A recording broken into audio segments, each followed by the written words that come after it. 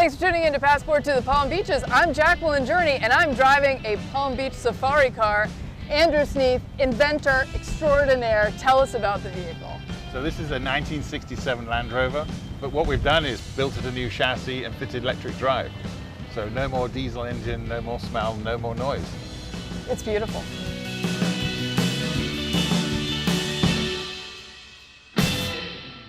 Excited to be in the workshop where all the magic happens with Andrew Sneath. And I have to tell you, that was the very first time I've driven an electric vehicle. It was incredible. I have to say, it takes a little bit of getting used to, but it's so quiet. You can hear the ocean waves. You can smell the ocean breeze. I mean, it was really spectacular. That's an incredible way to experience Palm Beach. Well, you really get to see it. I think, there's the start of the vehicle, the 60s vehicle, so you don't have all that plastic and roof and bars around you. But then because it's silent and smooth, you actually don't hear an engine noise. You can hear the ocean, the breeze, and the people, and smell it. Speaking of the ocean, I see the notorious 16-foot shark. Oh, yeah. That is really incredible. So tell us a little bit about that, because it has its own brain, its own heart. It's pretty so for amazing. For about 18 years, we were commissioned 18 years ago to build a 6-foot shark called Robo Shark, and then take it around the world, swimming it with real sharks to say, do the real sharks know the difference? So it was really trying to study shark behavior. And that was very successful. Sir David Attenborough won lots of awards. So every few years I'll get that phone call, oh, can you build us another shark? So the latest one is Tess, as we call her, because she has Tesla batteries inside her. The premise was nobody's really filmed great whites mating. And a female great white has a whole protocol about how she goes around telling the boys that she's willing and not going to eat them. And that comes down to like a robot heart and her posture, the way she angles her body, rolling on her back, to tell, with the white tummy on display. So this robot actually free swims and knows how to mimic mating behavior of a great white. It's pretty incredible. Now, this was not what you used in the James Bond movie, however. No, what did you build for that? So for that, actually, it was working with the aerial stunt team. We had actually built a 40-foot catamaran boat for our submarines. And they borrowed it for 3 weeks as a landing for the parachute guys to land on at the Keys. So on that, I got to film some underwater sequences of the parachutists crashing into the ocean. When they land, they do this James Bond splash lands, apparently in Thailand, but he landed in the Keys and surfaced in England in a tank, So we were filming the underwater sequences. That's incredible. Could you have ever imagined that you'd be doing what you're doing now when you first started out? No, it's a willingness to leave the shores and go for it and give it a go. Back in the time, and very luckily, parents are like, why not? The car industry is not really going anywhere. You can have your job back in a few years, and you had to go for it at that point. Absolutely. And why the Palm Beaches? I mean, this is a beautiful area, of course, but you could have gone anywhere in the world, and the fact that you do all these amazing things right here is pretty cool. It's luck. I looked on a map and I go, oh, Palm Beach, that sounds nice.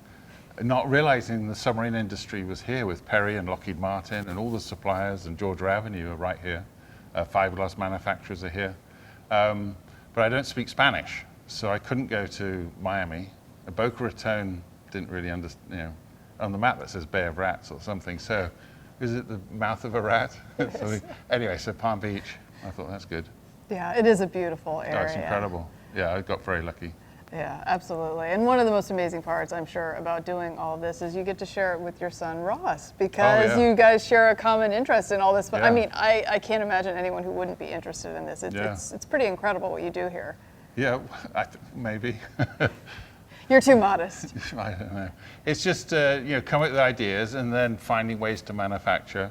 Now with YouTube and new technologies like the printers and CNC, which I can't do, so Ross can do. So I can take my sketches and then relay, and then he can actually use these new tools that are available, so you can do more and more in-house. Anything on your wish list that you haven't built yet that you would really like to do? We're both concocting another car that we're thinking about. There's a few ideas.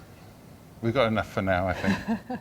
All right, well, let's talk to Ross, and we're going to learn a little bit more about the process from idea and conception to actual execution.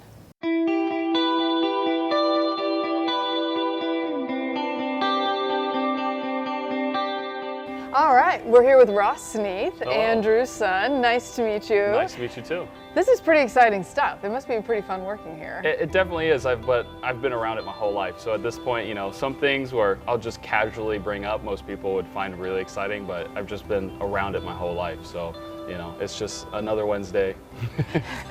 Well, I'm hoping you're going to tell us kind of what the process is. So once you have a crazy idea or your dad has a crazy idea, what are the next steps? Like, how do you actually bring something to life? Well, first, my dad will bring me an idea, or I have an idea. He'll provide a sketch. This is his sketchbook.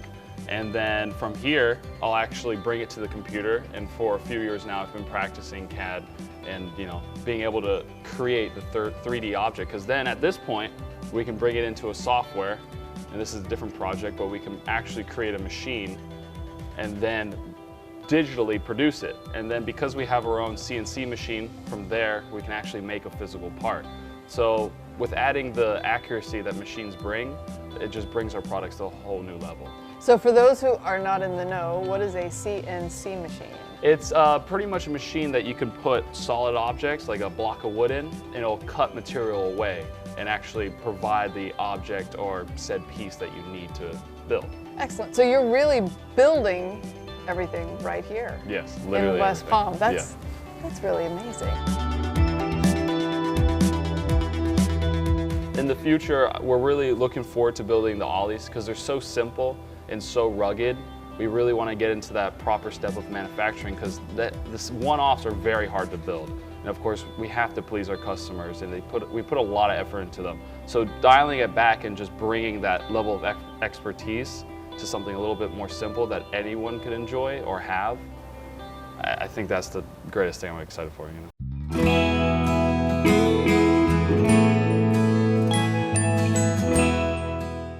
So what's it like working with your dad? It's fantastic. I mean, I've learned a lot.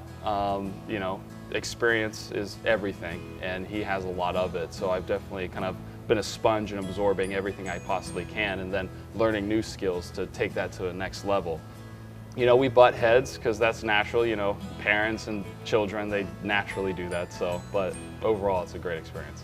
What do you think about the Palm Beaches and being here? Like, isn't it just fantastic? It really is. You know, when I was younger, because it was home, I got bored, but then I moved to California, and when I came back after college, it gave me a whole new perspective. The city's fantastic. You know, there's so much to do. There's so much opportunities. The fact that all of our suppliers are in town, but then yet head over to the beach and go surfing, it's a dream come true.